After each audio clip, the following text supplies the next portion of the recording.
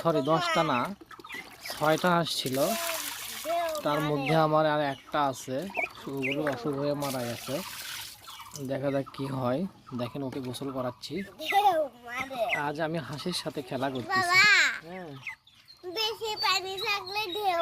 বেশি পানি থাকলে ও উড়ে যাওয়ার চেষ্টা করে। দেখো ও সাঁতার কাটতেছে কিভাবে, দেখছো হাঁস কিভাবে সাঁতার কাটতেছে। দেখো ডুবা ডুবা গোসল কর, হ্যাঁ হ্যাঁ গোসল কর।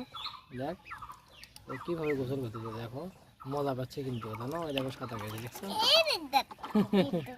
পা দিয়ে কেমন করে মানুষেরও সাঁতার কাটতে হয়। ও একটু সাঁতার কাটুক, কিছু সময় সাঁতার কাটুক। তো এই হাঁস আমার 6টা হাঁসের বাচ্চা কিনছিলাম, আর একটা আছে। না না ওগুলো পাওয়া, ওগুলো কাটা শেষ। তো দেখা যাক কি হয়। আলহামদুলিল্লাহ, সবাই দোয়া করবেন আমার হাঁসটা সবই আপনাদেরকে জানাবো। আমাদের এই হাঁসটা দেখেন ও কিভাবে খাচ্ছে একা একা, ওর আর কোনো সঙ্গী নাই, একাই 100 মনে করেন, ও একাই 100।